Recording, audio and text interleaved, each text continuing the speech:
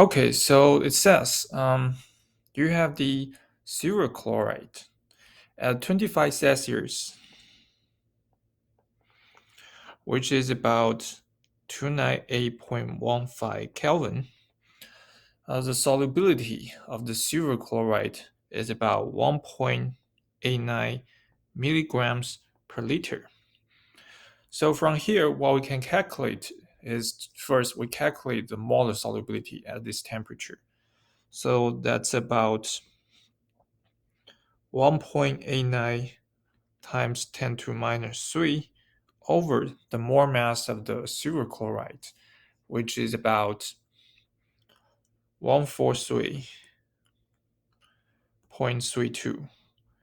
And we can do the calculations. It's about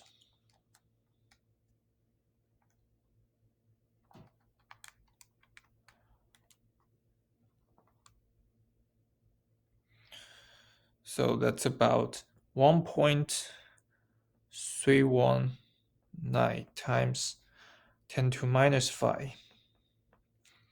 So from here, we can actually write down the dissociation equation. You have the silver chloride dissociate in the solution to become silver plus iron, and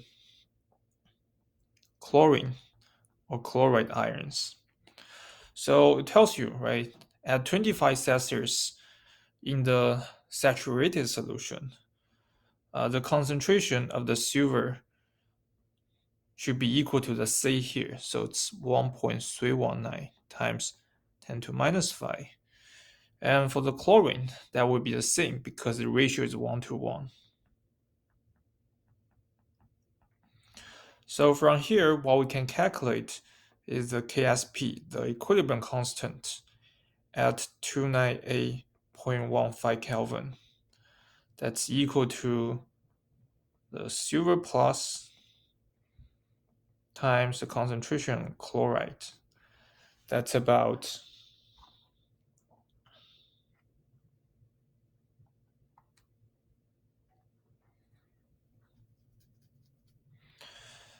actually about 1.739 times 10 to minus 10.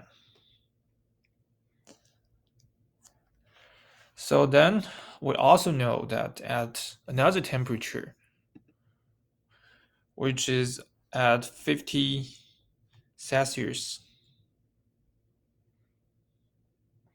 the 50 Celsius equals to about 323.15 Kelvin. The solubility increases to about 5.26 milligrams per liter. So in this case, the concentration becomes 5.26 times 10 to minus 3 over the mole mass of the silver chloride, which is 143.32. Again, we can do the calculations here.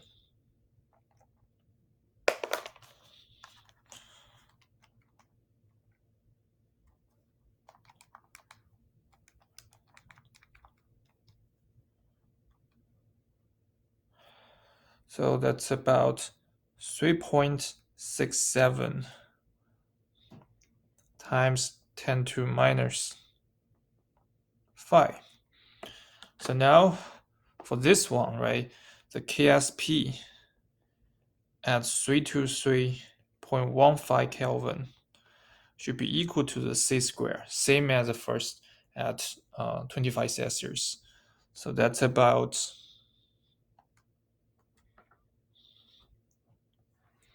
1.347 times 10 to minus 9. Okay. So now we know the K, right? The equilibrium constant value at two different temperatures.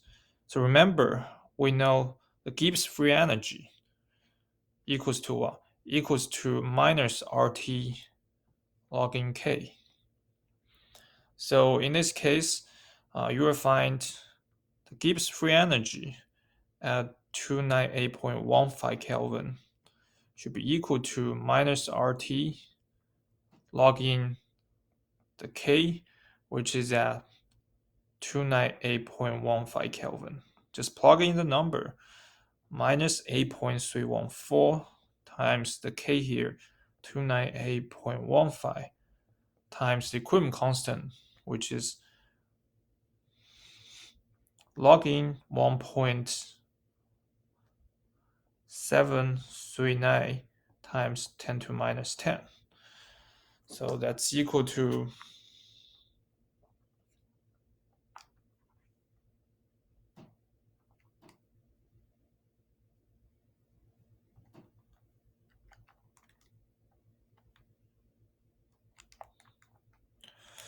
need to do the calculations first.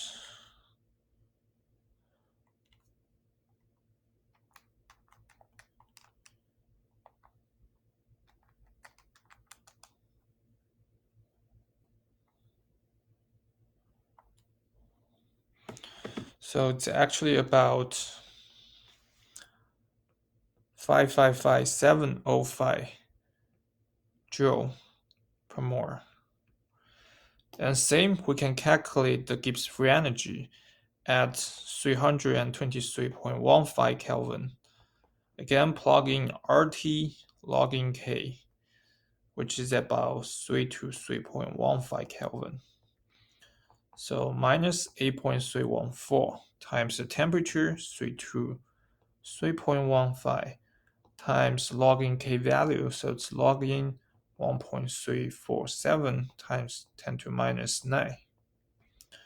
That's equal to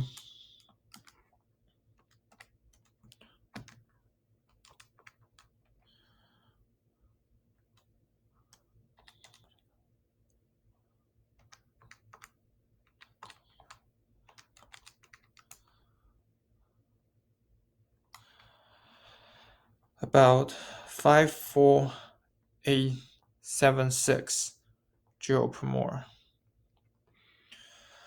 So of course, we know the delta G, the Gibbs free energy, equals to delta H minus T times delta AS. So then we can plug in everything here.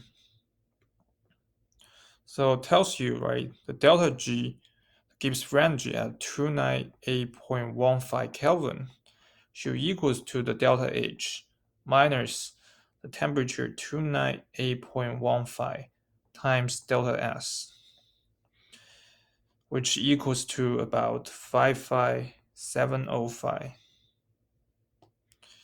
And the delta G at 323.15 Kelvin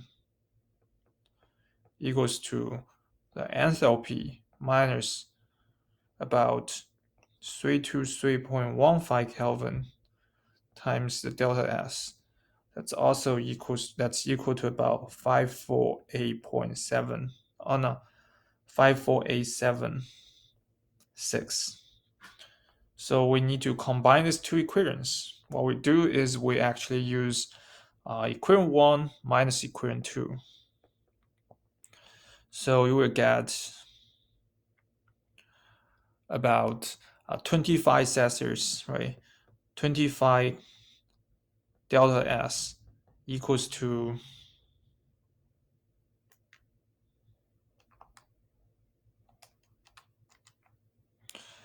about 828. So the delta S equals to 33.15 joule per mole per Kelvin. And then plug in delta S equals to 33.15 into either equation 1 or equation 2. Both are fine. So just plug into 1, you'll find the delta H equals to 55705 plus 298.15 times 33.15.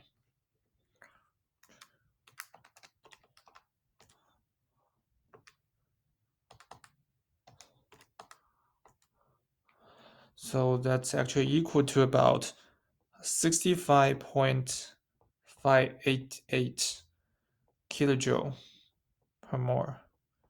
And this is the answer. That's it.